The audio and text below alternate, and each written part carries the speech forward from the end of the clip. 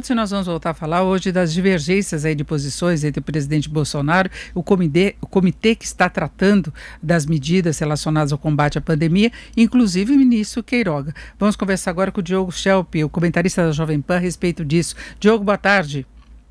Boa tarde, Denise. Boa tarde a todos. Bom, antes de começarmos a conversar, vamos ver as falas do presidente Bolsonaro. Vamos conferir. A população não apenas quer, precisa trabalhar. Nenhuma nação se sustenta por muito tempo com esse tipo de política. E nós queremos realmente voltar à normalidade o mais rápido possível. Essa política, entendo eu, desses isolamentos, dessas medidas restritivas, com toque de recolher, com supressão do direito de ir e vir, extrapola em muito até mesmo um estado de sítio. Eu apelo a todas as autoridades do Brasil que revejam essa política e permitam que o povo vá trabalhar. Eu temo por problemas sociais gravíssimos no Brasil. O auxílio emergencial é um alento. É pouco, inclusive, reconheço, mas é o que a nação pode dispensar à sua população. Só temos um caminho: deixar o povo trabalhar. Que eu sempre disse e foi muito criticado, que os efeitos colaterais do combate à pandemia, que ainda se aplicam no Brasil, não podem ser mais danosos do que o próprio vírus. Diogo, é a posição de sempre do presidente Bolsonaro em relação às medidas restritivas, né, isolamento, e o ministro Queiroga tinha falado hoje da importância de usar máscara, de manter o isolamento. O presidente do Senado, Rodrigo Pacheco, falou inclusive em alinhamento do discurso, talvez já se referindo a essa posição do presidente Bolsonaro. Na primeira reunião que houve para a formação do comitê, ele logo em seguida saiu falando também de tratamento precoce. Não é? Então, continuam as divergências, na verdade, não é? O que chama a atenção, Denise, é a divergência clara que tem no discurso do presidente Jair Bolsonaro, aquilo que o Arthur Lira, o Pacheco e até mesmo o ministro da Saúde, Queiroga, falaram logo após essa reunião com o próprio presidente, né? Então, saíram da reunião, os três, o Pacheco, o Lira e o Queiroga, fizeram uma apresentação ali, para a imprensa, à parte, sem a participação do presidente Jair Bolsonaro, que falou minutos depois e falou com um tom completamente diferente. A gente viu até o Queiroga, que é ministro, né, do presidente Jair Bolsonaro, ministro da Saúde, falando em distanciamento social. Claro que o Queiroga, ele tem ali muito cuidado com as palavras, né? Parece que ele tem uma estratégia muito eficiente, o Queiroga, para falar com o negacionista. Então, ele fala sobre uma coisa que é óbvia, fala, olha, ninguém quer medidas mais drásticas, né? E é óbvio, ninguém quer mesmo. Mas ele fala também que é preciso aproveitar a estrutura de comunicação do governo para incentivar a população a evitar aglomerações, a usar máscaras e assim por diante.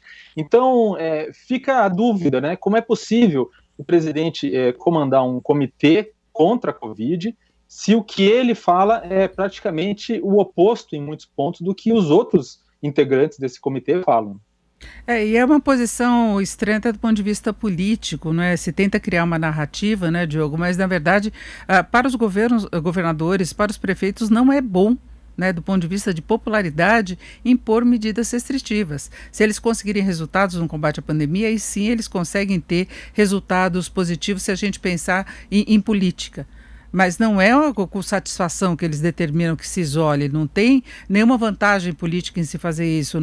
O presidente se coloca talvez na posição de perseguido, de vítima, porque contrariam o que ele fala, mas é péssimo para o Estado ter resultados ruins em termos econômicos, ter mais desemprego, mais insatisfação, mais gente passando fome, que até isso está acontecendo. A gente precisa de trabalho de assistência social em todo o país, não é? Então é estranha essa divergência de posição, não é? O presidente, no ano passado, no início da pandemia, ele adotou a seguinte estratégia. Ele quis empurrar para os governadores e prefeitos o ônus dessas medidas, que obviamente são impopulares, porque elas têm um impacto econômico terrível, e quis assumir para si o bônus da cura, que ele acreditava que seria no tratamento precoce, na hidroxicloroquina, entre outros.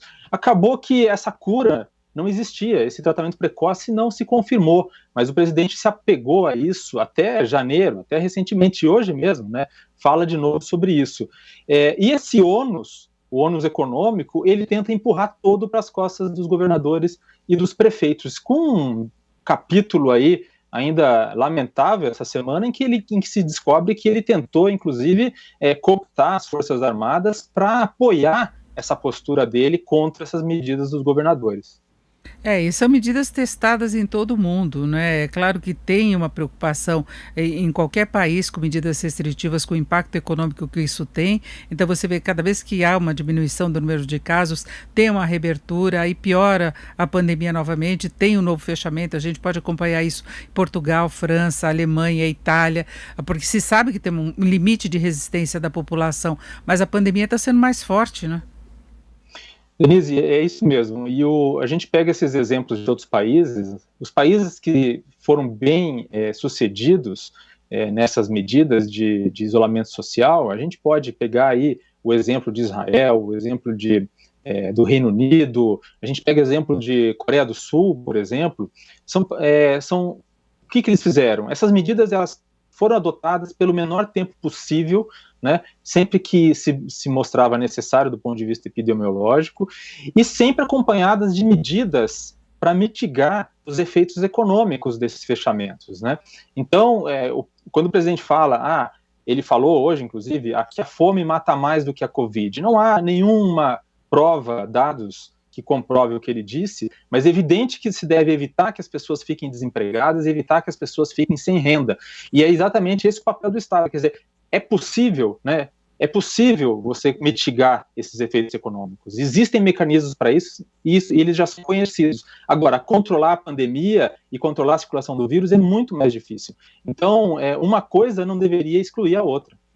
Controlar a pandemia passa por uma vacinação mais intensa e que o Brasil entrou atrasado na compra de vacinas, quis esperar a conclusão, teve brincadeirinha de quem tomava a vacina ia virar jacaré. A gente sabe que não foi tratado com seriedade essa questão lá atrás, no ano passado. A gente vê, por exemplo, Estados Unidos apostaram em várias vacinas e adquiriram antes da conclusão dos testes. Já tinha formalizado a encomenda, a aquisição das vacinas para se garantir nessa corrida global, né?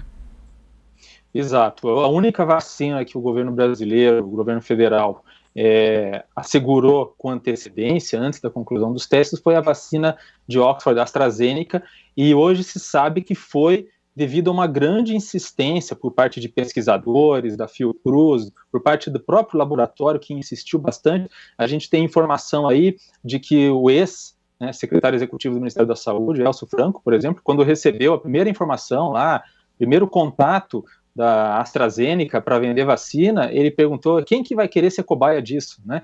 Então, isso mostra a postura do governo, ou de integrantes do governo em relação à vacina.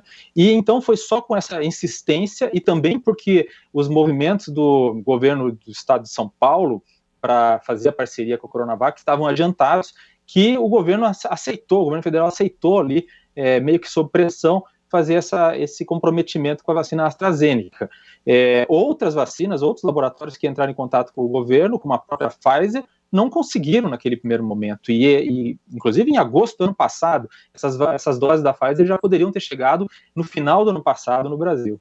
Agora, Diogo, para fecharmos, você vê esse comitê funcionando para valer com a participação presidido pelo presidente Bolsonaro, porque vale lembrar que na semana passada foram as declarações divergentes dele que acabaram levando Arthur Lira àquele pronunciamento pesado, né, com relação ao remédio que pode ser fatal. Você vê a possibilidade de entendimento, isso acaba atrapalhando em outras negociações que possa haver com o Congresso? Olha, Denise, a impressão que eu tive hoje, vendo os discursos do presidente à parte, né, isolado dos discursos dos outros três participantes, o próprio ministro da Saúde, o Lira e o Pacheco, me passou a impressão de que um ganho que pode haver nesse comitê é uma interlocução mais próxima entre os líderes do Congresso, os chefes do parlamento, e o ministro da Saúde, Marcelo Queiroga, que tem uma postura que a gente vê muito cuidadosa para não confrontar o presidente, mas ao mesmo tempo é uma postura baseada na ciência, né? Então, e pragmática, de tentar identificar quais são as maneiras possíveis de resolver o problema naquilo que o governo federal se propõe, né? Então, essa interlocução com o Ministério da Saúde pode ser positiva se o Pacheco conseguir ser esse interlocutor também do governo federal com os governos dos estados. Esse pode ser um caminho positivo. E o presidente Jair Bolsonaro, tudo que se espera é que ele, pelo menos, não atrapalhe nesse trabalho. Cabe agora ao Ministério a aquisição das vacinas com o aval do governo. As vacinas estão sendo aprovadas, há negociações em andamento. Queiroga já assumiu, inclusive, algumas conversas, além do próprio Congresso, com relação aos Estados Unidos, por exemplo. Queiroga ontem conversou com o embaixador dos Estados Unidos, né? Pacheco encaminhou o pedido a Kamala Harris nos Estados Unidos. Então, a gente vê que há uma mobilização maior, né, no sentido de se obter a vacina, e aí restaria ao governo o endosso para aquisição, né?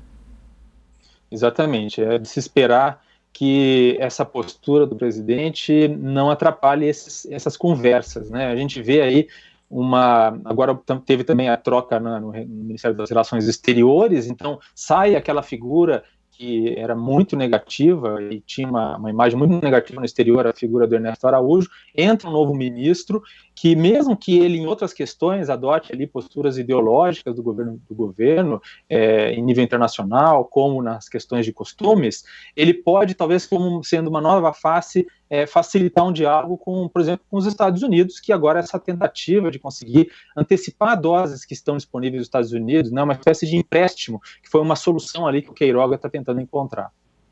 Perfeito, nós ouvimos aí o Diogo Schelp. Diogo, muito obrigada pela sua participação mais uma vez aqui no Jornal Jovem Pan. Boa tarde. Boa tarde a todos.